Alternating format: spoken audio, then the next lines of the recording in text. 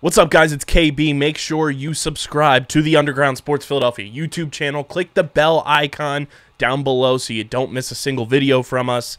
And thanks for tuning in to another video from Underground Sports Philadelphia. Now let's get into it. Philadelphia, baby, you're going to love it. Best sports fans in the world.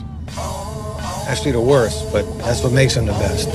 What is going on, OTB Nation? Welcome into a Philadelphia-esque episode. It's episode 267, area code for our Philly boys out in Montgomery and Bucks County. Shout out to Philly of the allegedly award-nominated, honorably mentioned, number 9 NCAA ranked, and of course, viewable on YouTube, Outside the Box podcast, the official lacrosse podcast on the Underground Sports Philadelphia Podcast Network.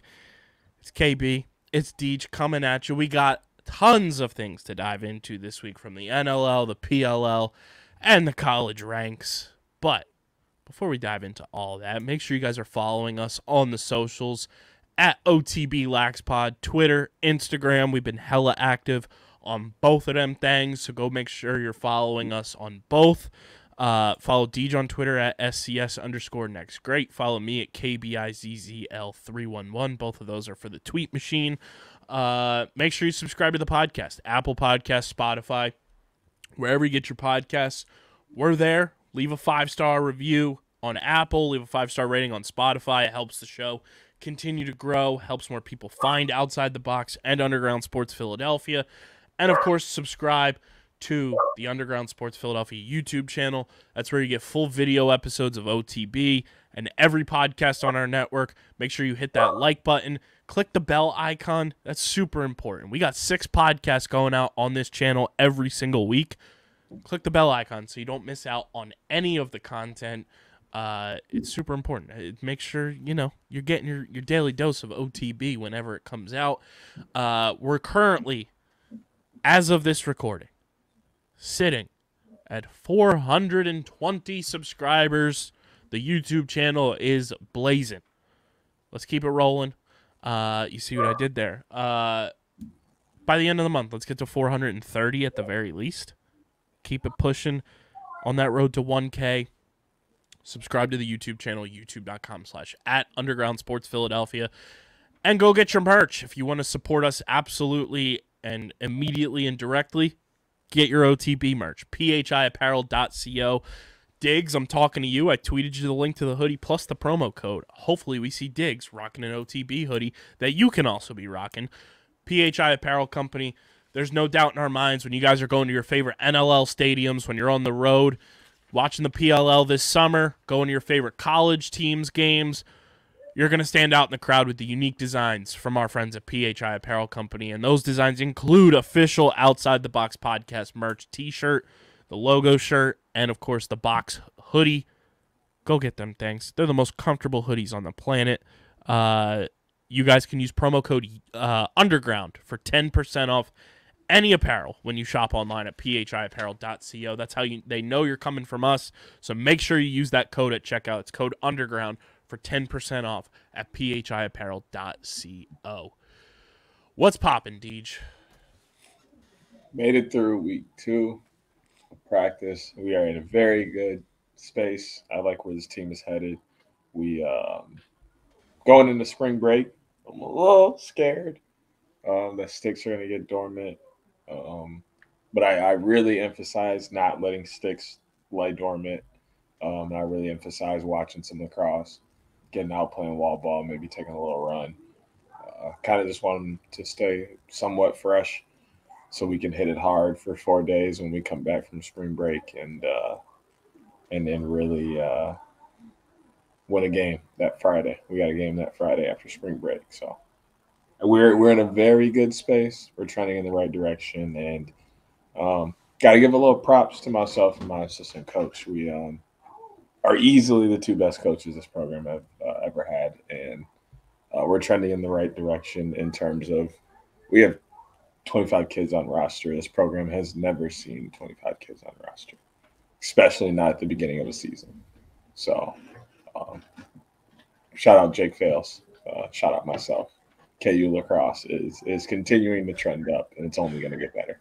We love a self shout out. Oh yeah, sometimes you got to do it. So sometimes you got to do it because sometimes other people aren't going to do it. So you got to do it for Facts. yourself. All right. Uh, Telling the people because men don't do it enough. Go to therapy and get better. And self-love is good for you. I promise. hey, BetterHelp, do you want to sponsor the podcast? Hey, for real. Like at this point. But nah, yeah. Go get help. Be good people. And it's just good for you. It makes you a better person. And you Hell really yeah. yourself. That's just facts. Dog, I saw somebody say going to therapy is just like going to the gym for your brain. Mm-hmm. That's literally exactly what it is. Like you build new neurotransmitters in your brain, new neural ways. Like they change the way it moves and the way you think about things. Like if you do the same things over and over, your brain literally cements, and then you literally can only do that. Like that's where stubbornness comes from, and like people falling into a routine. Just go to the gym, go to the gym for your brain, go to the gym for your body. You'll see fantastic change in yourself. We gotta hit up BetterHelp and get us a fucking sponsorship. We do, bro. You're right. We just sold that like crazy. Little talk. housekeeping, little housekeeping news before we get into all the lacrosse stuff.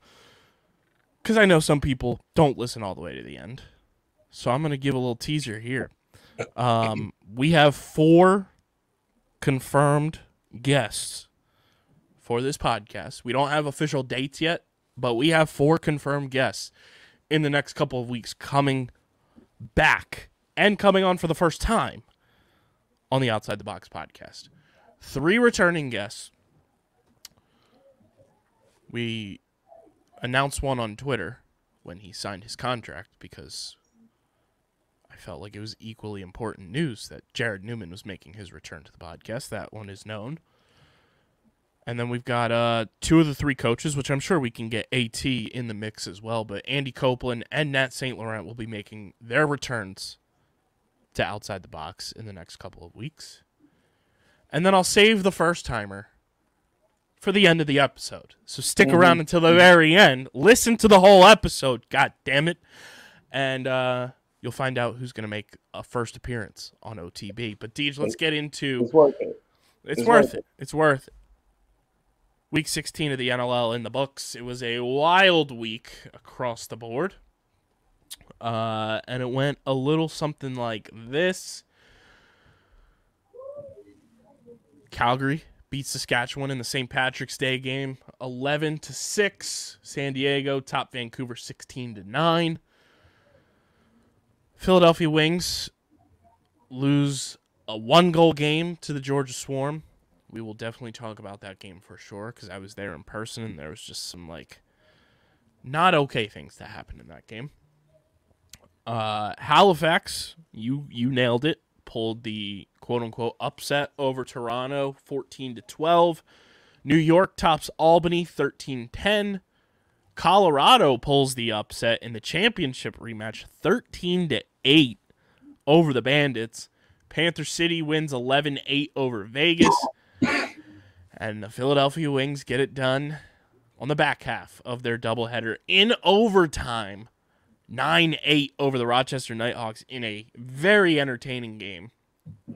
No penalties called in that game at all. That's a first for that matchup because typically there's 100 penalties in Philly versus Rochester. 0 penalties.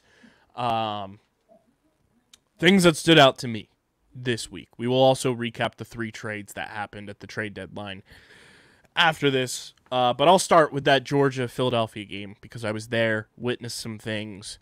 And I think for the typical just casual fan, some of the shit you saw the refs doing in that game was very suspect. Especially that very last play when I wanted to just tweet the ever-famous Adam Schefter tweet of just assault. Because they assaulted our boy Mitch Jones got assaulted on that last play. Like, you watch that replay, that boy's head was getting slashed. He got tackled to the ground. And the refs, this was their whistles. They said, swallowed them bitches. I was flabbergasted. Some of the calls that were made in the second half were just terrible. The fact that Georgia had, I think, 3 power plays in the second half, Wings had 0. Some just weird shit going on, and I'm not trying to get conspiratorial because the Wings are the boys, but it was just weird refereeing, and like I was getting text messages from multiple people saying like, what is going on? These refs are terrible. So it wasn't just like me being biased. Like there were just like neutral parties texting me that just so happened to be watching the game because it was on at 11 a.m. being like, oh, this is bad.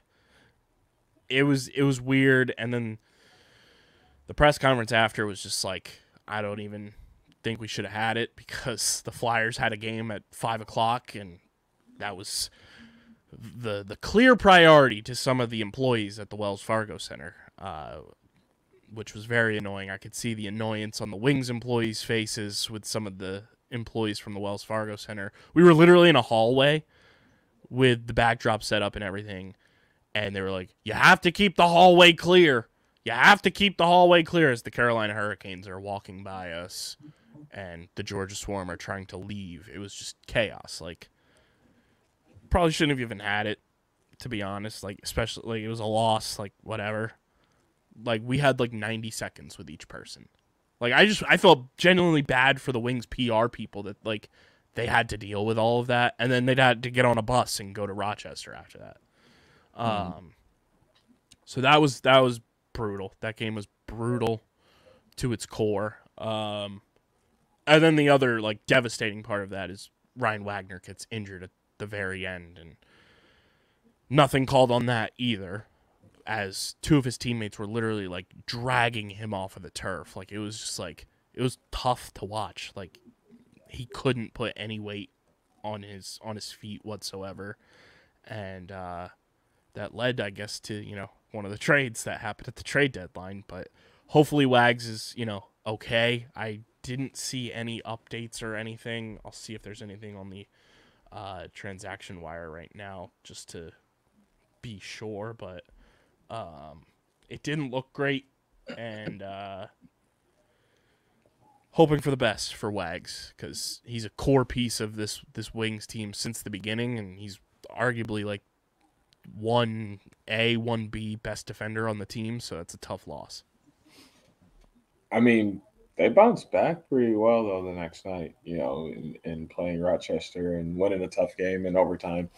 I thought they handled all of that very well. Wags was placed on injured reserve. They obviously went backwards of what we thought they were going to do this week. We both thought they'd win the first game, lose the second. And although I did pick them to win both. Yeah, fair. I did not. I got it. I was close. But I thought they played well all weekend, to be honest. You just don't win them all. And you don't always get the bounce, and that's kind of just what it was. Saturday night, they just didn't get the bounce Saturday night, got it Sunday. Looking at the what was the other game that really Colorado and Buffalo. That game blew my mind. I was watching it. It was like Buffalo just couldn't get anything going, like whatsoever. Nothing. It was like shout out to Wardo, 10th all time in wins in NLL history as a goalie. What a way to get it. Because like they were getting good shots off and were, you know, getting to the spots on the floor they wanted to get to and open hands with good opportunities. They just couldn't finish them. And so I don't know.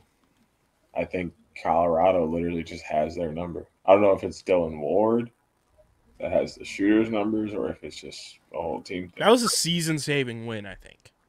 Like, if Colorado wants to have any shot at the playoffs, which they're on the outside looking in right now, but, you know, Saskatchewan losing to Calgary earlier in the week helped immensely for them in terms of the wild card.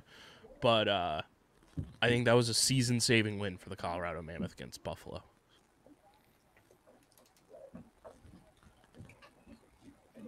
What are they sitting at now? Like 4 and 5?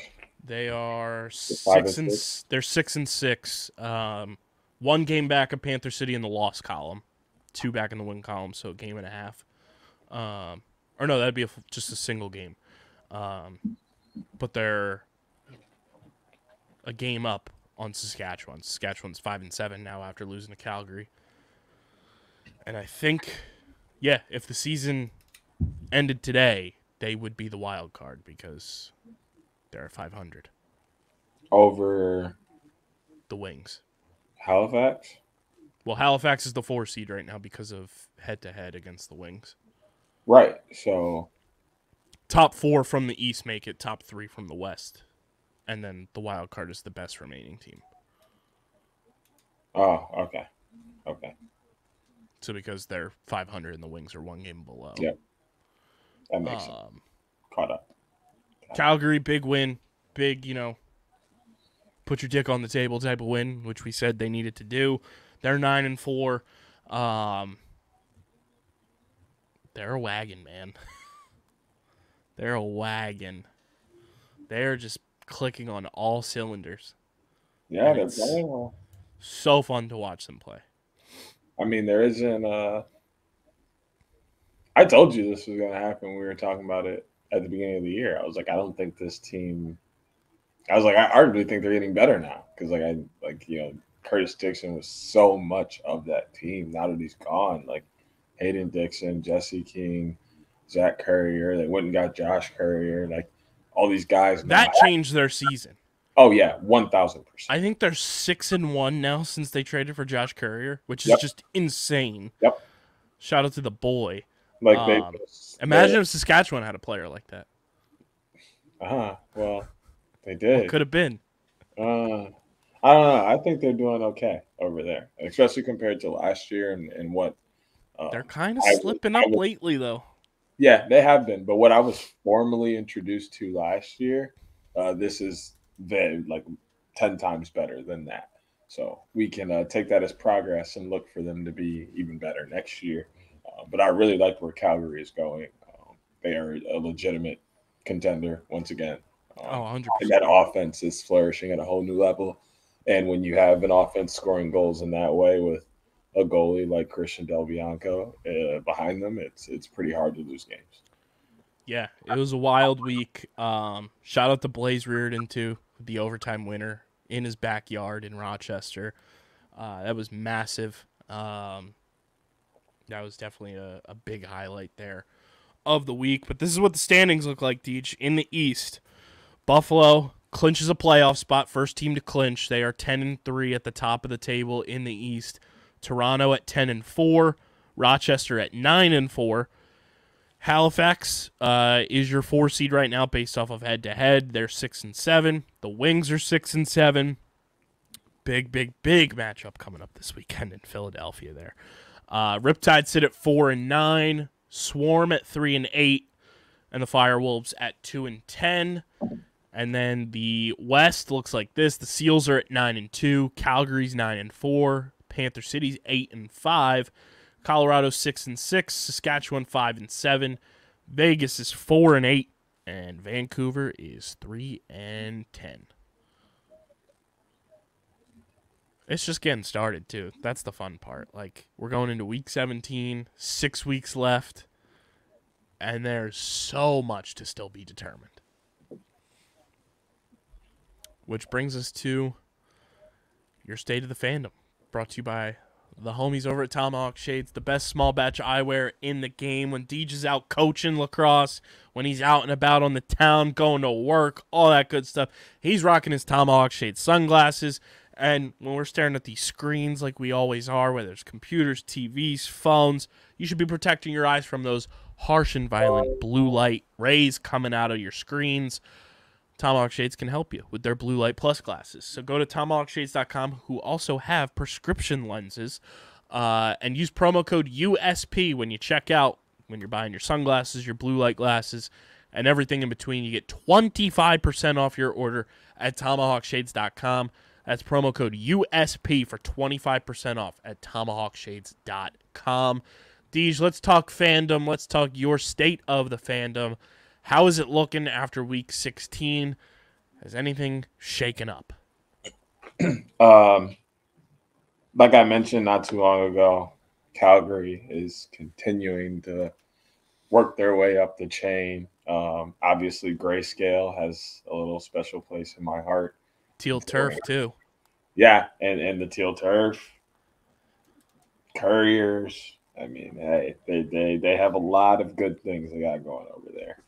And shout out to a certain someone we'll talk about later for following me on Instagram like instantly. Like I followed him, and the homie was like, follow back. Like that. That boy hits you with the Mike Breen bang. Bang. Just instant, you know? So he's playing up there in Calgary as well. So that's awesome. He followed me too. Gang, gang. I was like, let's go. Yeah, so he's up there. But of course, the boys out on the island are still creeping around. They're just exciting to watch. Seems like every game they're in is fireworks. They're not even winning them, but like I'm still on the edge of my seat. Like, hey, they might win this. Oh man, you know what? They got the next one. That's all right. What are you gonna do? What are you gonna do this week when it's your New York Riptide going up against your boy Lyle Thompson? Bro, it's the DJ Bowl. It is. I'm gonna just be excited that Lyle's gonna be out there. You're gonna be like Rob Lowe at the XF or at the NFL game, just with the NFL hat on, but it's just an NLL hat. Yes, I'm here for both. I hope both teams just have fun and play well. It's like it's about to be hilarious. It's like my intro to lacrosse Twitter video that clearly shows me in a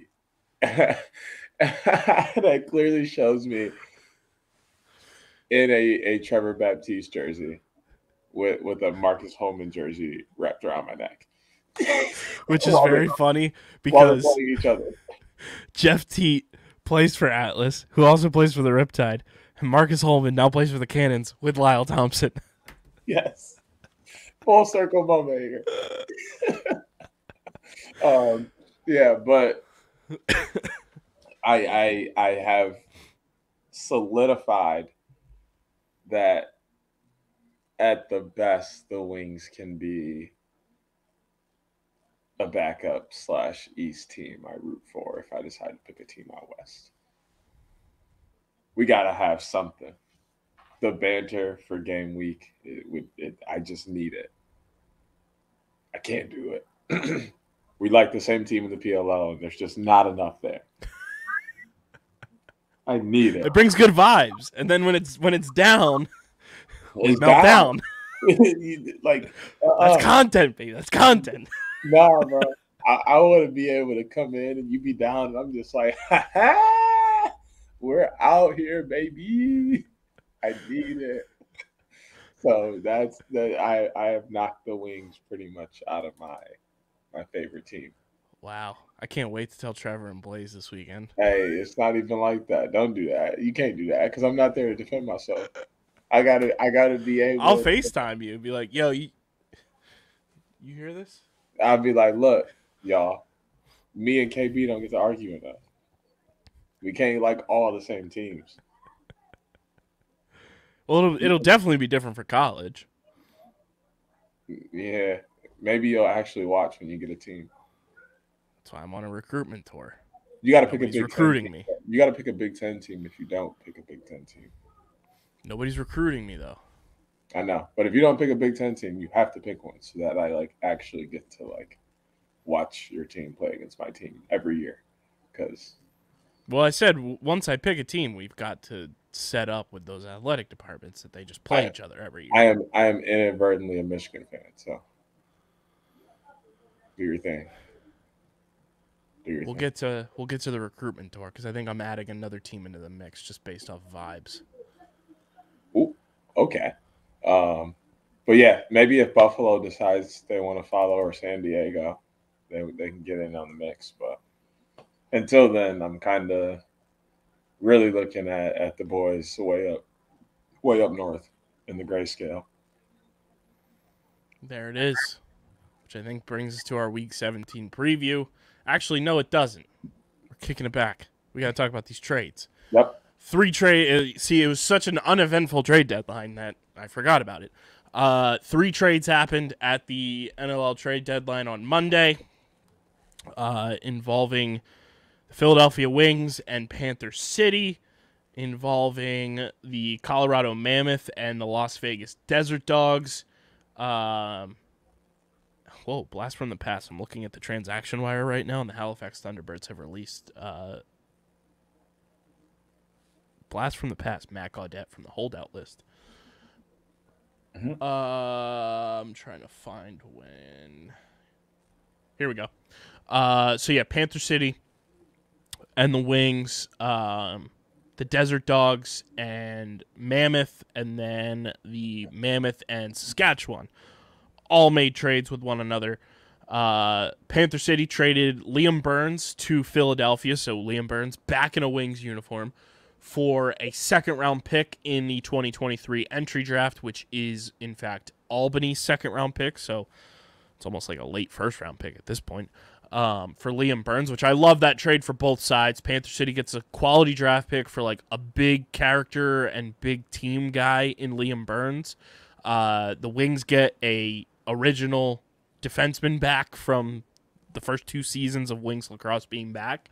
And Liam Burns is that guy. He's one of the best defensemen on the planet right now, and I love that he's back with this defensive unit. I think it's going to help so much, especially with Ryan Wagner being out for who knows how long. To pair him with Chad Tutton, with Alex Krepensek, I think that is like the type of defenseman that the Wings have been missing, that you and I have talked about a ton. So for Burnsy to be back, I'm so excited. I can't wait to see him on Saturday. That was my biggest thing, is it addresses their biggest issue. I think what they did with going and getting Joey Rez and Mitch Jones during offseason / trade deadline earlier this year is exactly what they needed to do offensively. The offense has been looking good since both of those moves. This is the move they needed to push for March to May. That is a total March to May trade. Like, we are trying to get in the playoffs. This is the move that is going to push us to the playoffs. We're right here. We're on the cusp, but we're lacking, this presence, and that is exactly what this move was. Yeah, I absolutely loved it for both teams. Like, that's a great pickup, draft pick wise, for Panther City as well. The Las Vegas Desert Dogs traded Garrett McIntosh to the Colorado Mammoth in exchange for a conditional second-round pick in the 2025 entry draft. Love this move for both teams as well. Garrett McIntosh, gets plugged into that defense in front of Ward with the Mammoth, with Warren Jeffrey as well. Helps bolster that defense as the Mammoth are trying to march to May and go defend their title. And Vegas gets a conditional pick down the line for, a guy who's a stud. So, while it sucks for that young locker room to lose a guy like Garrett McIntosh, I think they'll be okay in terms of, just still building, and Garrett McIntosh now gets a chance to, go compete for the playoffs. Yeah, I think this is just a smart move on both sides. It's kind of just, okay, what can we do to make, our team a little bit better, grow some depth here, and then, provide another option. And they're like, well, what is a good enough purchase for this player to boost our roster in the future? Because that's really all draft picks are, is just a look ahead to the future. How can we use this to better us at that time? Because you never really know until you get there. And then the other trade, the Colorado Mammoth traded Reese Dutch to Saskatchewan in exchange for a conditional second-round pick in 2023. I think part of that vests on one of the teams making the playoffs. I think it's Saskatchewan. If they make the playoffs, something happens with the pick this year. I forget what it vests to conditionally, but Reese Dutch wasn't in Colorado for a long time. He's now in Saskatchewan. Good move for Saskatchewan to try to bolster their offense because they've been lacking lately. And then Colorado gets a nice little second-round pick there. I heard some other trades were, like, talked about per sources. We mentioned Connor Kelly was on the block, but Albany never got any offers sustaining to what they wanted. I also heard a wild 3-team trade was like being discussed. Nothing ever happened. Per sources, allegedly, Clark Peterson asked to be traded from Halifax. Apparently his girlfriend lives in Saskatchewan and he's relocated himself to Saskatchewan. So he's been flying back and forth every single week. Yeah. It's tough. So allegedly it was going to be a 3-team trade where Halifax was going to send Clark to San Diego and then San Diego was going to flip him to Saskatchewan. And there were goalie discussions involved, allegedly. Which didn't make too much sense to me from when I was like mathing the math. But apparently the talks were Bouquet was going to go to San Diego and Big Frank was allegedly going to Saskatchewan. Which that didn't make too much sense. I was like, there's got to be other things involved here if that's going to happen. But that was allegedly discussed, and I heard it from a few trade wins out there, but it never happened, obviously. And I think that's when Reese Dutch ended up in Saskatchewan, honestly. So we'll see what transpires, as I think something just happened in the tournament. Yeah. Is it good or bad for me? Hopefully you guys all join Underground Madness. Good for you. Okay, good. UCLA is up 1 with 12.2. That's I am keeping an eye on that. My facial expressions will tell you exactly what is happening in that game. Okay. Other news. Excuse me? Yeah.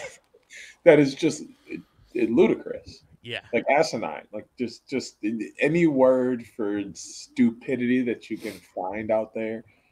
There's just no way that this is real. I can't even believe that. I can't fathom The Clark to Saskatchewan part, like, I could understand that. Yes. It's but the other portions were very strange to me. Yeah, no, that don't hit the button for me. The only thing I can think of is, like, recently we've seen Gary, or I apologize if I'm mispronouncing his name. The other goalie in San Diego has been getting starts more often than Chiliano has. So that's interesting, but I think that's what transpired. The Reese Dutch to Saskatchewan move is that deal kind of just fell apart. Mostly because it's a wild deal. But yeah, NLL trade deadline, pretty wild. I think the biggest winners were the Wings, hands down. I think they got the best player for the most need position to help them push forward for a postseason spot. Week 17, Deej, it is here. Another full slate of games on the horizon in the NLL. This is what the schedule is looking like this weekend. We've got one game on Friday at, I believe, 8:30. Yeah, 8:30 Eastern Time. San Diego at Panther City in a Purple People Eater showdown. Then Saturday is the rest of the games. No Sunday game this week. Toronto at Albany, Halifax at Philly, Georgia at New York, Calgary at Saskatchewan in a rematch of last week, just in Saskatchewan now. Buffalo at San Diego, Colorado at Vancouver, and Rochester at Las Vegas. So Roch Vegas versus Las Vegas in the nightcap, 10:30 Eastern Time for that one. I'm nervous to even ask.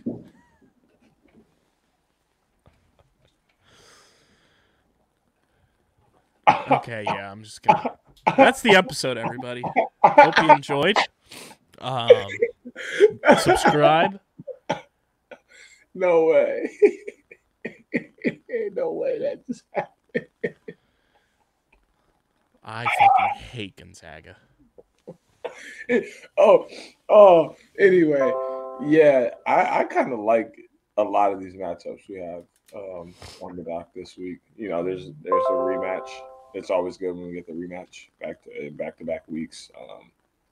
And I equate it a lot to what you see in college hockey, where they literally play back to back. You don't see that too often in the NLL. So you see this in terms where, because in college hockey they play Friday, Saturday. So like you don't see that too often in the NLL where they're playing like Friday, Saturday, Saturday, Sunday, every once in a while. But the closest you get is back to back weeks, and it's still so fresh. You still remember their plays. You still remember that dude that cheap shotted you at the end of the game. Like all of that stuff, and it plays into the next game. So I'm excited for that. And that San Diego Panther City game is always fun. Just the energy that Panther City plays with, and then all of the skill yet youthfulness that San Diego has is a good clash. So I think there's just a solid games, a bunch of solid games across the board. As always, there's a few that are just, but this is a pretty solid week. Yeah, there's definitely two bangers that stand out to me. One, Buffalo at San Diego is going to be wild. And then Halifax at Philadelphia is going to be must-see TV. It's a rematch from the first game of the season where Philly got absolutely dominated. It's a completely different Philadelphia team from that first game. I'm very excited for this matchup. I think across the board it's going to be a totally different tale of the tape. And we've got a halftime concert as well because it's emo night. Let's fucking go. I can't wait. Saturday's going to be an electric factory. I can't wait to hear the crowd. The introductions are going to be crazy. It's one of the most important games that the Wings have played in new franchise history in terms of regular season because so much is on the line. Like a nullifying of the tiebreaker, jumping ahead of Halifax in the standings, getting back to 500. Like there's so much on the line for both of these teams that like this is essentially a playoff game. Yeah, pretty much. This is like the start of March to May for real. Like you guys are the first two teams that are really going at it in terms of being in jeopardy. Like a team losing and possibly like being like this being the reason why you don't make the playoffs, which that's like a big deal. When you go back and look at games, this is like one of those ones where if they miss the playoffs, they're going to circle this one. They're going to circle that first game of the year as well, because that one was pretty close. They're going to circle a 1-goal loss they had to Buffalo. Like, you know, like those are the kind of games you're going to go back and circle, and you never want to look back and think, oh, I didn't give enough. When you know you got to make it count now. That's pretty much what this is. This is the first game that is going to make. I don't even think just these two teams, but I think just the whole league go. It's time to turn it on. Like we're getting into that win or go home mentality pretty soon. I also asked the Wings on Twitter to confirm that it's good luck for Halifax to put their jersey on the Rocky statue. To which Halifax responded they'd have to get through the boy, Jordy, first. Because I don't know. Do you know this story? I do not.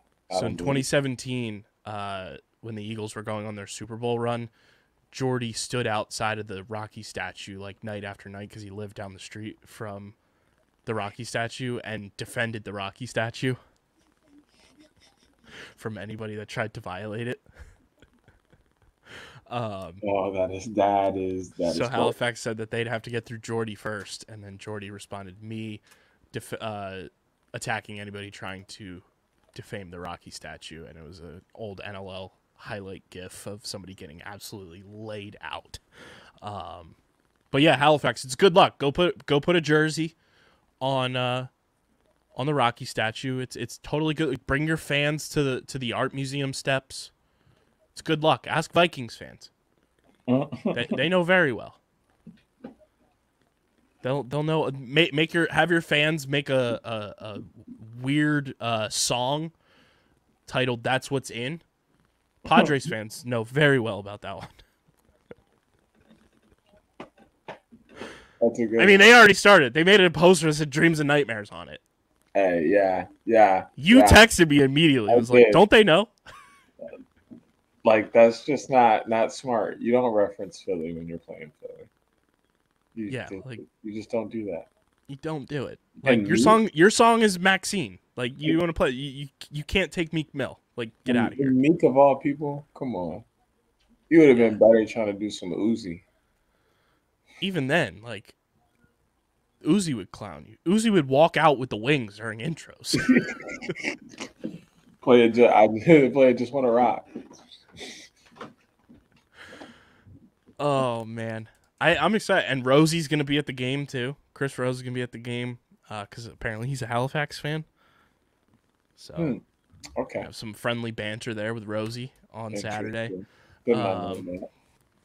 But I'm excited. That's my game of the week, hands down. Simply because it's a playoff game. It's meaningful. The Wells Fargo Center is gonna be buzzing, and hopefully the Wings come out with a big time dub. But I think that brings us to... I mean, my game of the week. Oh, it's my... The opener. San Diego Panther City? I like that game. I like that game, but... That's probably my third favorite game of the week. I like that middle game that I have in terms of... Your brand. That's just my brand. The Riptide, and respond to like everything I put out. And then I have to tweet about Lyle. Like, that it's just a thing. Like, it's just a thing that exists. So like, that game's just going to be fun. I'm going to be glued to that. And then the Buffalo San Diego game as well. I really think that's probably my true game of the week. That's going to be all fireworks. Which I think we should take a trip to the Picks Pond, Deej. Let's do it. Feed some ducks and get into our NLL Week 17 Picks of the Week, powered by the homies over at Trophy Smack. By the way, not using our family white hot dog buns. Those are recalled in my area right now. I'm feeding them with normal Wonder Bread. It's like, what are you talking about? And then it hit me. Yeah, you got to feed the duckies with it. I was like, Deej, you're not at the day job. No, I'm not. Trust me. I know. I don't want to be there right there. It is the NLL Week 17 Picks of the Week, powered by the homies over at Trophy Smack. Guys, there's no better way to upgrade your fantasy smack talk, whether it's with trophies, belts, rings, metal wall art. I know lacrosse and baseball don't typically get along, but Trophy Smack's got officially licensed MLB wall art now available to upgrade your fantasy smack talk, upgrade your man caves, your she sheds. TrophySmack.com/underground. Start upgrading your fantasy smack talk today. I feel like we need to get like a champion belt or something for our picks that we just jockey back and forth from Trophy Smack. Got to work with them to get a belt made or something. But TrophySmack.com/underground for everybody listening or watching to go upgrade your fantasy smack talk. Deej, Friday night.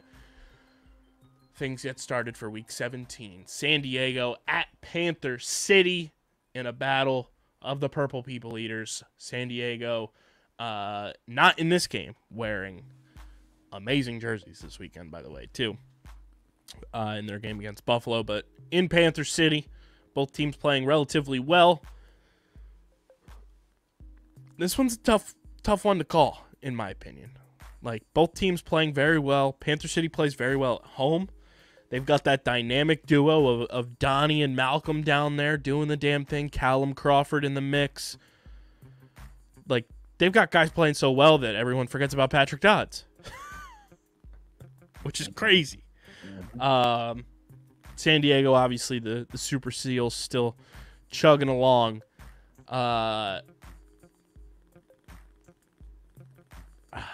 don't know where I'm going with this one. This one is one of the toughest games, I think, of the entire weekend to pick. Mm-hmm. But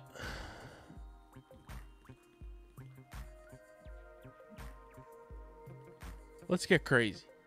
I'm gonna go with home field advantage. Give me Panther City. Now you have me thinking. Right? Like this game, of all the games we just rattled off, it's like this one and then Philly and Halifax are like the two toughest to pick. I'm gonna go San Diego, and I'll explain why later. Moving on, I think we both have our pick here. Toronto over Albany is the pick always. Yep. Every day and twice on Tuesday. Yep. Moving on to my game of the week, Halifax at Philadelphia. Emo night. Battle for the postseason essentially on the line. You already know where I'm going. But where are you going, Deej?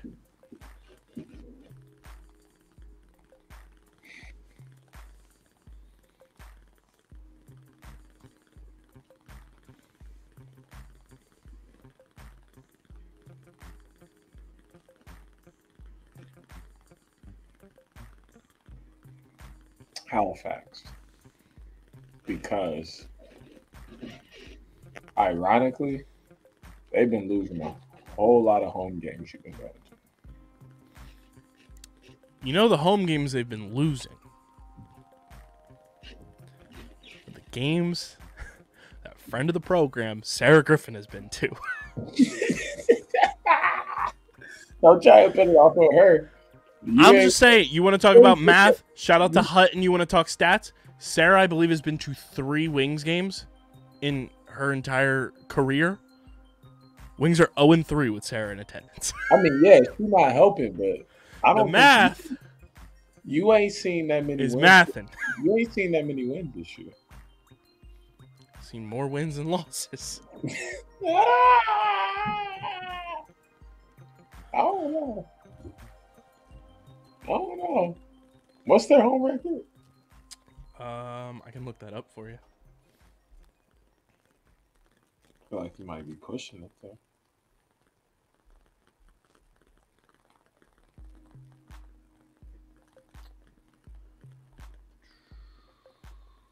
If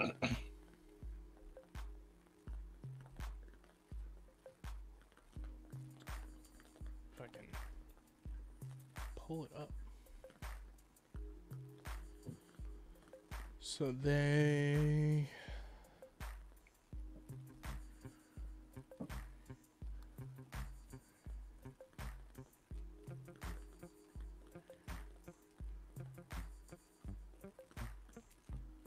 Three and 4. See? Told you have in fact not seen more wins than that. Yeah, but I'm going to see another win and even it out this weekend, baby. Yeah, I hear you. Halifax put a W. Crazy to think the Wings only have 2 more home games left this year because they have a 3 or 4 game road trip to end the year. Gotta love that from the schedule. Back to your regularly scheduled pick segment. Moving on to the DJ Bowl. 7:30 Eastern time on Saturday. Georgia at New York. Georgia sneakily playing pretty well lately. Give me the Tide. Not the Alabama.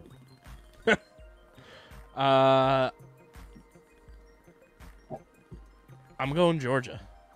I saw them in person last week for the first time. They had some, like, dudes that I've never heard of. And no offense to them. Scoring unbelievable goals. They have talent offensively. And they have Lyle Thompson. Yeah, but like, no. Also, on top of that, having seen him in person last week, it might have been one of his best efforts and best performances of his young career. Old Dobson was locked in against the Wings offense. Yeah, but that's not Jeff T. That's one guy. It don't matter. Have you seen me? You seen Lyle? And you seen him? That's what I'm watching Swarm. for. Swarm are buzzing right and now. The Tide gonna do it. Swarm are buzzing right now. The Tide gonna do it. You said. Moving on to Battle of the Prairies Volume 2. Saskatchewan hosts Calgary. I like the acquisition of Reese Dutch for Saskatchewan, but Calgary's a wagon, ladies and gents. Give me the Roughnecks. Grayscale for the W. Shifting gears to the Godzilla game. San Diego hosting Buffalo.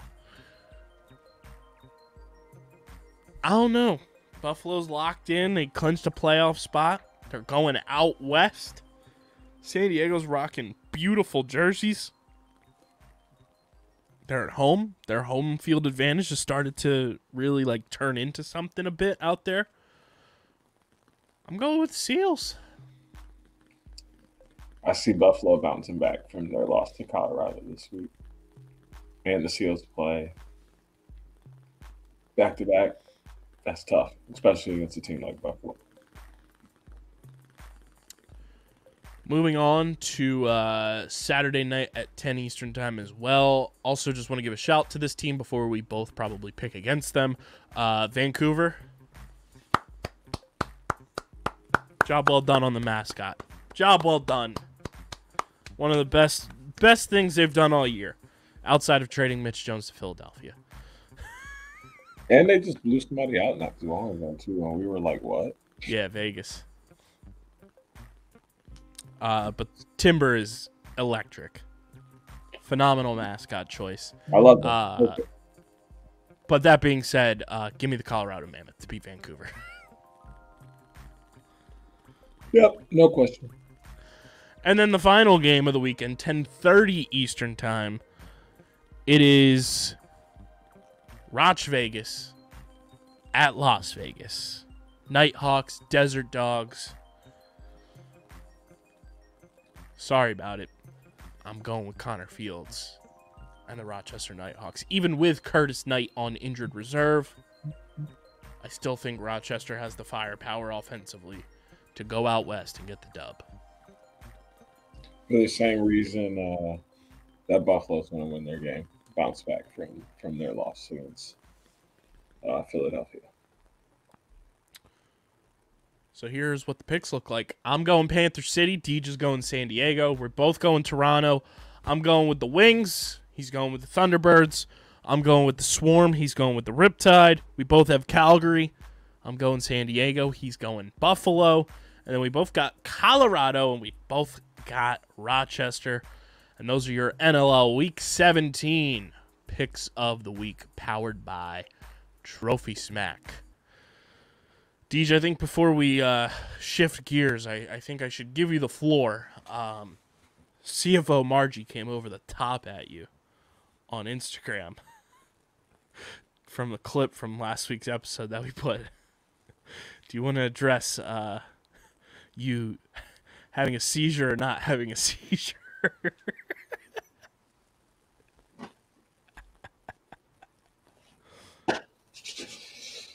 All right. No, I did not. I, in fact, carry all my stress in my neck and in my upper traps. So I have to, therefore, stretch my neck. And a lot of times that ends up happening during pod. So it may look like I'm spazzing out, but I'm just making sure my neck doesn't lock up and I don't do this anytime I want to turn. Or end up like me and have to go to urgent care. Yeah. Because I don't go to the emergency room in days that end in Y. That was hilarious. That She was just in publicly said, "Is TJ having a seizure?" like, bro, I was this close to calling me back. Yes, I am. I was so close. And I was like, no, I don't. Oh, that's so funny. I don't want to do that. She just top tier entertainment. Just everything about her is fantastic. It was just so over the top. I was like, you just publicly commented that. That's like almost as bad as doxing me.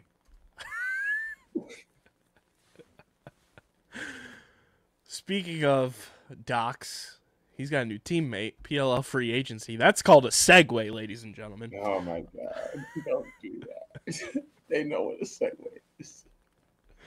It's brought to you by our awesome energy sponsor, Dubby Energy, who's been keeping us energized all March and pretty much all year round now. They're the best in the game. Deej, we had the big energy tiers shipped to the studio this week. It tastes just like the blue part of a bomb pop. It's unbelievable.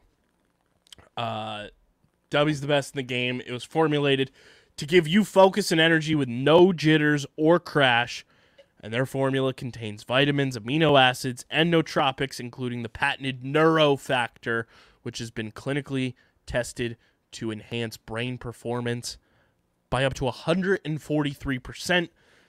Dubby also has 0 calories, 0 sugar, 0 maltodextrin fillers, no artificial color, so they're pushing punch flavor, no red 40 in that bad boy. And Dubby is committed to making sure the energy drink quality is greater than sign profit, and that the bad rap that energy drinks goes away because theirs is the best in the game. And it just tastes delicious. Go to dubby.gg and use code Underground. You get 10% off any and all orders. And if you join Underground Madness, if you finish in the top areas, you might be having your own Dubby starter pack coming your way. So dubby.gg, use code Underground for 10% off your order. Deej, PLL Free Agency is taking another go round as we've had some more moves officially go through as of late. Like we mentioned last week, Dominique Alexander retires. But we had, I want to pull it up here. Marco O'Rourke. Fantastic championship series for Atlas. He's back with the Atlas and reunited with his college coach. Your thoughts on that one? As it seems like, these new coaches are like, let me get some of my college boys. Max Wayne going to Cannons. Now we got O'Rourke going to the Bulls. I mean, I just think it's smart. You have somebody there who knows how you like to do things. You have somebody there that you kind of can trust and that you can help integrate you also. Now that one big thing we've been stressing with our team this year. It's so different saying we, not I, now that I have a legit assistant coach. But we've been stressing, the importance of retaining information and us explaining a drill one time and then being able to just say the name of the drill and them setting it up and being ready to go. So it's kind of just like that kind of thing. He can say a drill and, speaking of the Cannons, they can get into a defensive drill and, Max is going to go, oh, yeah, I need a guy here, and we're doing this, and this. And then that helps coach kind of just understand where players go, how they move, and things like that, just because he doesn't have to worry about explaining the drill because he has someone there that knows how to do it. On the field, he also knows exactly how that player is going to play. So that's one less position, one less person that he has to fill. He's like, oh, okay, I know for a fact I can throw a mark out there in this lineup, and in this style of midfield lineup, and he's going to be successful because I've seen it work with him multiple times before. So not only is it good for the player and being in a familiar space with someone who knows their skill set, but the same thing for the coach. It's one less person they have to learn, and more so one person they can use as a crutch almost to be like, hey, I know exactly what I get from this guy, and I can use that to figure out how I can use other guys as well. I don't know if we talked about this move happening because it was kind of like full-blown reported, I think, when the pod had already come out. Archers swinging. The Archers are going to be so fun this year. Like, strap up. The Archers are going to be so fun to watch. The boy, friend of the program, signs a 2-year deal with the Archers, reuniting year-round with his Toronto Rock teammates, Tom Schreiber and Treasy Latrell Harris. Challen Rogers going to the Archers. Talk to me nice. I love this move. The Archers, even though their new look, it's not bunk bed boys era anymore, but it is going to be so much fun watching this offense cook. Oh, absolutely. I like the new style of offense they're going to. They somehow found a way to get younger through free agency. Most of the teams have been having to do that through draft before free agency really was a thing, obviously. But it seems like Archers are doing this in the right way. Go and get younger, go and get guys that complement who you have already. Go and create these pockets that know each other and make chemistry easy. So I really like everything that they're doing here in terms of moves. I haven't seen anything bad from them. The Water Dogs have re-signed every free agent from their 2022 championship squad. Christian Scarpello and Matt Witcher have re-signed through 2024. Ethan Walker signed an extension through 2024. Charlie Kitchen re-signed as a free agent through 2023. The boy, Tucci Maine, Zach Tucci, signs an extension through 2024. And we got to rejoice. He's on a roster once again, Deej. Yes, sir. Drake Porter with the Bulls gets a 1-year deal with Atlas. He'll be fighting with J.D. Colarusso, I'm sure, for that backup spot. But the boy's on a roster. Very excited for Drake Porter. Shout out to the boy. He's on a roster, so after we're done PLL Free Agency, you'll get a Drake Porter do review in this episode. So stay tuned for that one. And then the other signing that happened as we record this on Thursday, free agent goaltender Brendan Krebs, who was with the Archers in the championship series, signs with the Whipsnakes through 2024, according to the boy, Hutton Jackson. So 3 goalies on the roster for Atlas, 3 goalies on the roster for Whips. Still a couple free agent goalies out there, though.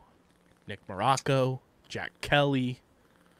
Very interesting stuff there. And the boy Matt DeLuca re-signed with the Dogs. Hey, one day. It's coming. Y'all, I know some of y'all don't know. That's okay.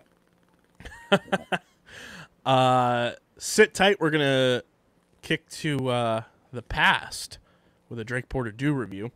And we'll be right back to talk about the PLL Hall of Fame class that just got announced, the second Hall of Fame class. So enjoy this blast from the past Drake Porter do review.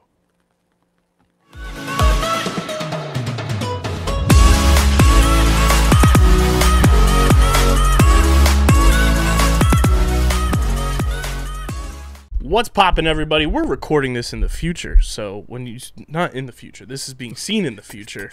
It's being recorded in the past. See, words don't work in the past; they work in the future. But it's KB and Deej coming at you from Underground Studios, and we're doing some do reviews in person, just like we did on episode 250. We don't know when you're gonna see these. We've got 3 do reviews that we're gonna do in this recording session. But you won't know when you're going to see them. You might see some of them this coming week. You might see a couple of these in 2023. Maybe But we're see 'em recording all them in 2023. Because who knows when you actually watch. Exactly. They may debut in 2023. But we're recording them December 4th, 2022. We're here. It was NLL Week 1. Fantastic weekend, and I'm sure by the time you're seeing this do review, go watch our recap of Week 1. But Deej, we've got 3 dews. 2 of them we only have 1 can of each, so that's why we're doing these now, because they were here at the crib. Yep. So we're going to pour these ones into glasses when we're going to do them, and then we also have the 2022 holiday flavor, Fruit Quake, which is dew with a blast of artificial fruitcake flavor, which I've been told by a number of people. Shout out to Streben, listener of this pod and streamer season, and one of my day job managers. It's got a pomegranate taste to it. So we have the Fruit Quake. We have 2021's holiday. What's your opinion on fruit cake? Not a fan. Me either. That's why I'm, like, very scared. 2021 gingerbread snapped. Low-key kind of scared of that, too. Like, Yeah, I don't even know if it's I don't expired. even be eating. I don't really eat gingerbread like that. And then we have what I found this summer, Mountain Dew Energy, which is going to be DJ's like first dabble into energy drinks. It is. I don't. Baja scared. Blast. Y'all, if I have a heart attack, he did it. So Deej, being that you're here in studio, I'm going to let you pick which one we do first.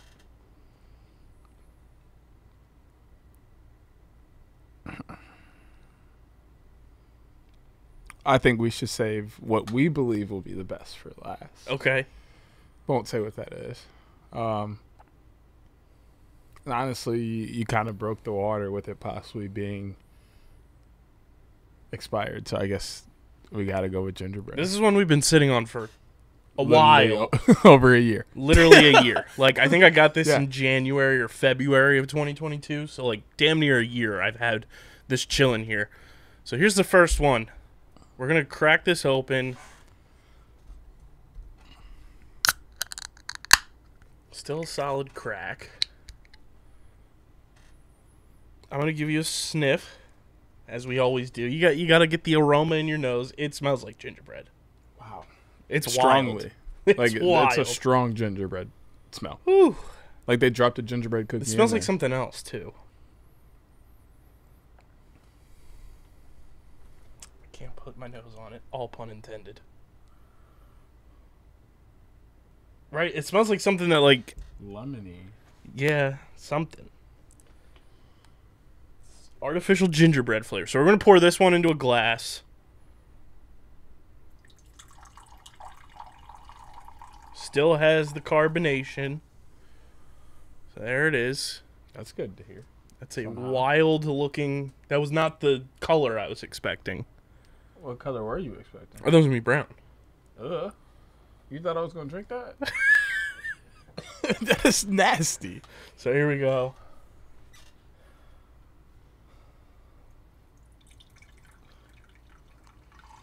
Man. Ginger snapped. Mountain Dew. Dink it. You should be a bartender even though you don't drink. Nice size shot. And sink it.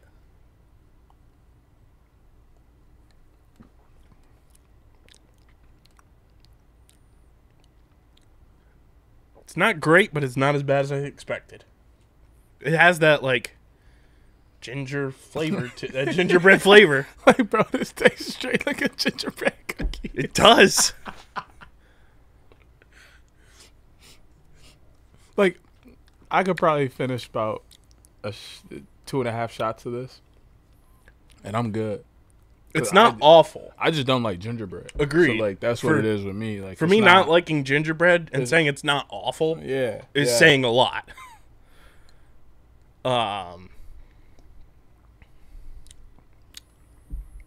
It does. I'll say this, like, from a gingerbread standpoint, they nailed it. Nailed it. Like it has that gingerbread like. Hey, you know them windmill aroma. cookies? You know them things made in Michigan, for one. For two, that's exactly what this tastes like. It literally tastes like they turned that cookie into Mountain Dew. Yeah, it literally tastes like a gingerbread cookie. It's Insane. Crazy. The I think aftertaste is a that little stronger too. Like you could, just like with still a have that gingerbread spice. cookie, like you could just taste it. Ugh. Which, to me, like, yes, it's not the greatest, but I think that adds to the points. Because it's not like it's like a terrible tasting, like, flaming hot or like, you know. That was so bad. That was terrible. So this is like bad. Doable. It's like, all right, you know, it's a fun, tropey holiday drink. Like if somebody had this around Christmas time, was like, here, I'd be like, all right. I could drink one out of respect for them handing me one, but that's it. Mm-hmm. I'm not grabbing another one. So Deej, gingerbread snapped gets a what score from you? Honestly, I think I might have to give it just a flat 5. Like, it's not like bad, but it's not good. It's not bland. It has flavor. It's just not right. my cup They of nailed the tea. gingerbread. Like if you like gingerbread, you'll love this. Yes, like if you like gingerbread cookies and like eat them and make the houses and all that stuff, this is a 10 out of 10 for you. But for me, it's just not. Going back for round 2. Like this, it smells much more gingerbread than it tastes, I think. Yes, it does.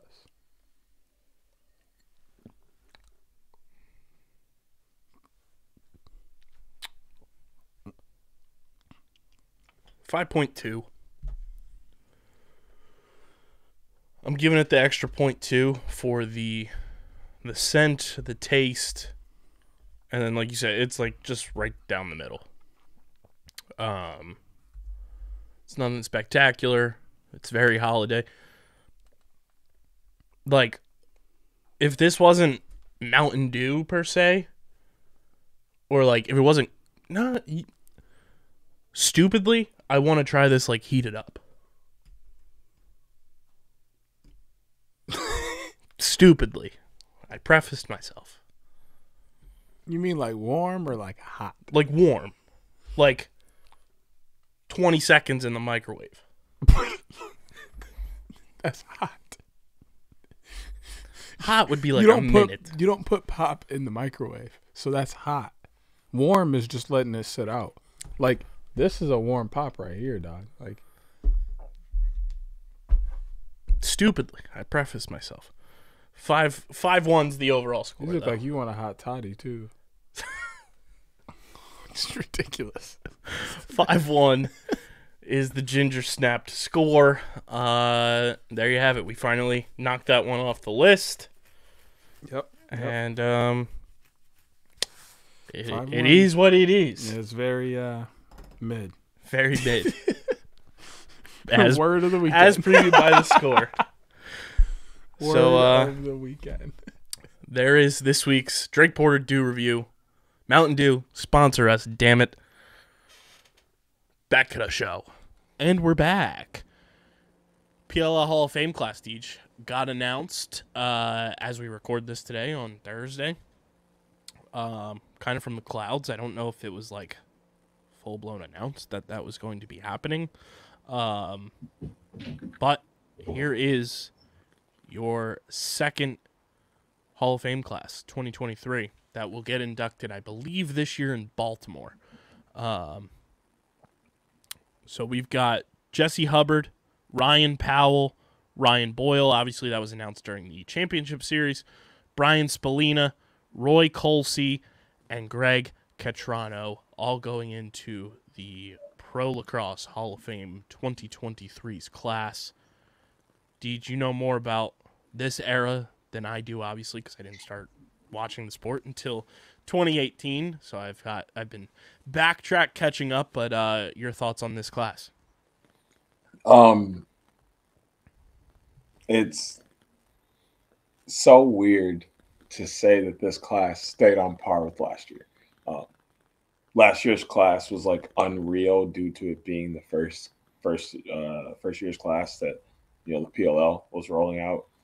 They did a fantastic job in terms of who they decided to use as that first class. I think first class is like very important. It kind of sets the stone or the tone for what kind of classes you want to bring into the Hall of Fame moving forward.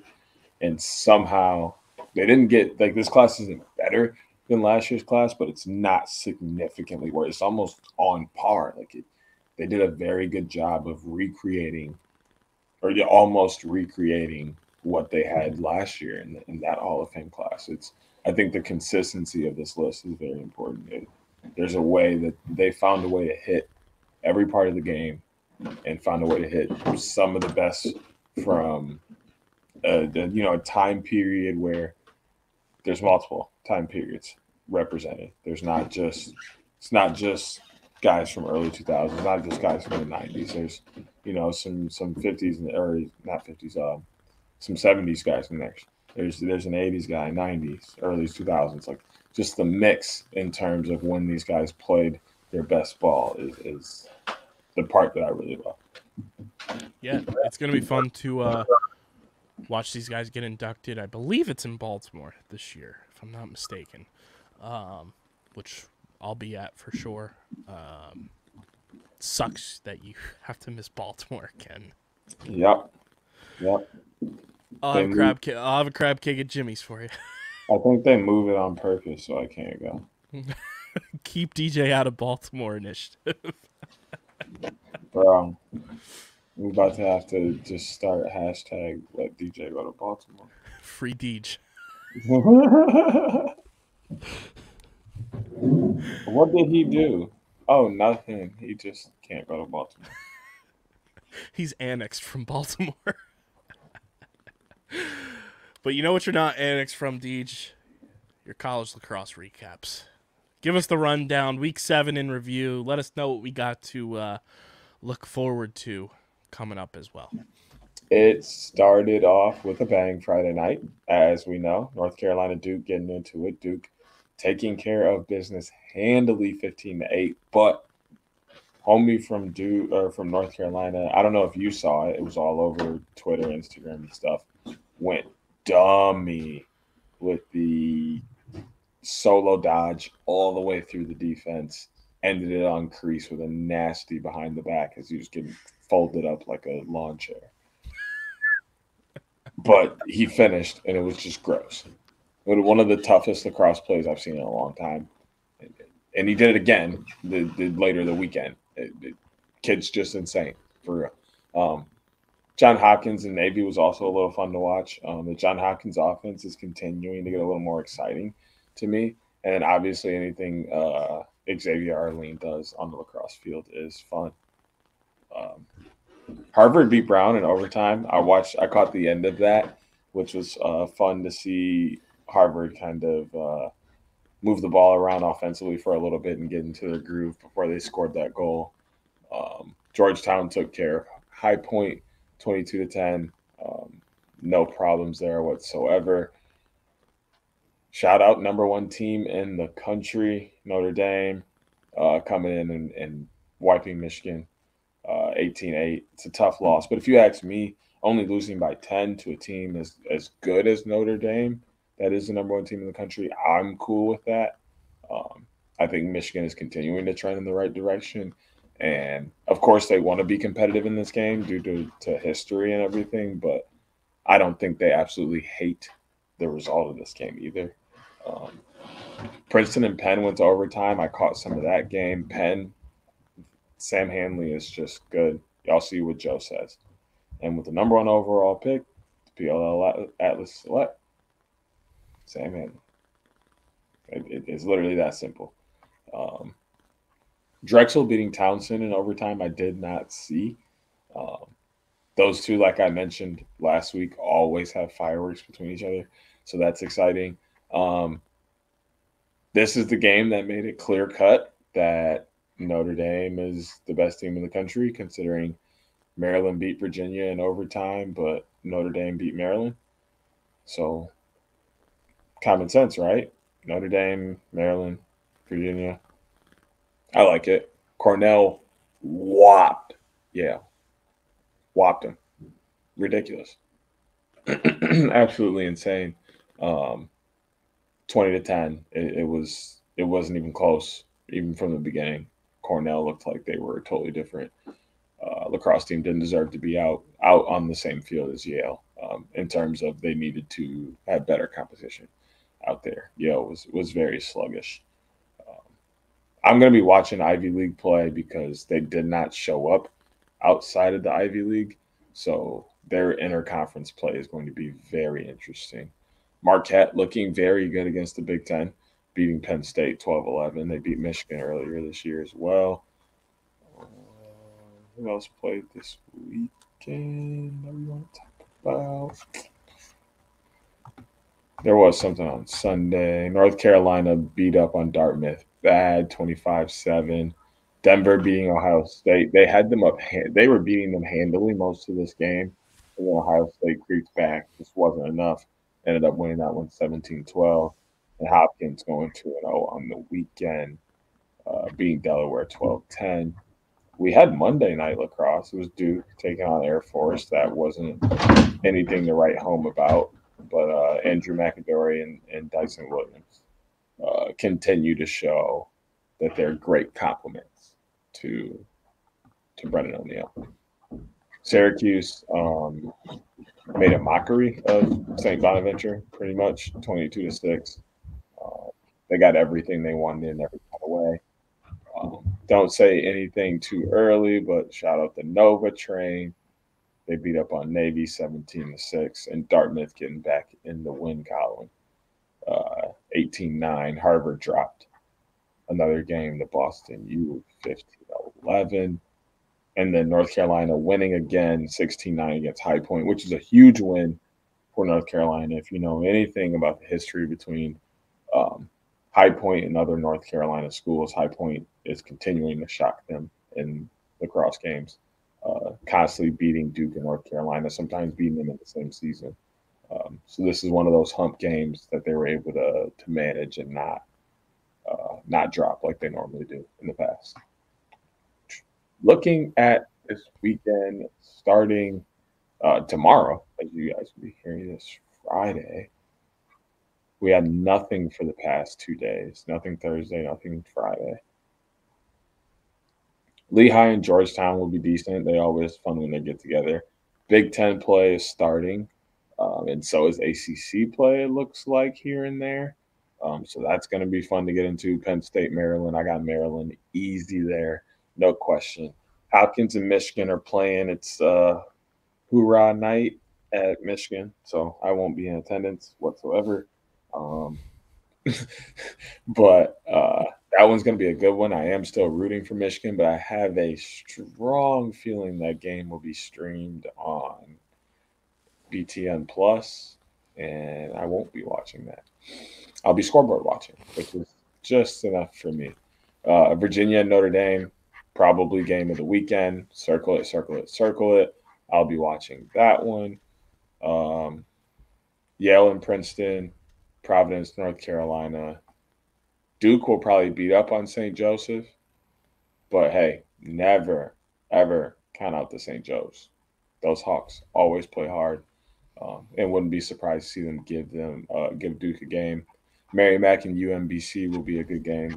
Both those teams have been playing hard to start the season and have some good momentum going, so they'll look to keep that rolling. Rutgers and Ohio State coming through on Sunday alone, Big Ten game. And Penn and Cornell, probably the two best teams in the Ivy League, taking off against each other on Sunday. Monday, the 27th, we get Brown and Nova. I got Nova all the way. Brown has not been impressive to me to start the year, which is very lackluster normally for them. Looking at next Wednesday, there's absolutely nothing to write home about. Sorry. Jacksonville is going to come up and play Cleveland State. Might go to that. No, I'm not. Sorry, that's a Wednesday. But anywho, It's funny that you brought up the team that I'm adding to the recruitment tour based on vibes. So, on the list, no, actually. Oh. On the list so far, Syracuse, UNC, Denver, Villanova. I do want to add Jacksonville to the list now that you're saying this because there's a good vibes team. The other team that's being added to the list is in the backyard. You know how I love a good blackout uniform. They never die. That is their saying. The hawk will never die. St. Joe's, welcome to the recruitment tour. Okay. St. Joe's is in the mix. Gotta add them. They have some of the most fire blackout unis. Those black helmets. Vibes alone. I have to throw them in the mix. So joining the mix on the list, Jacksonville and St. Joe's.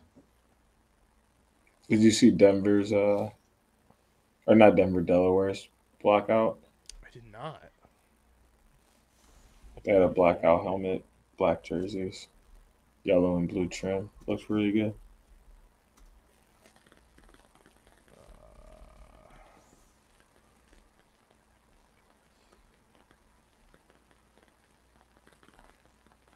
Why can I not find this?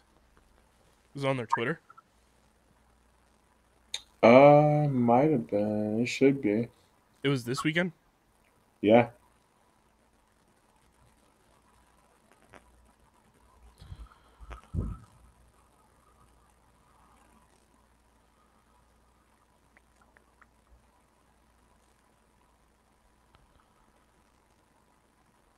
Delaware men's lacrosse. Let's see.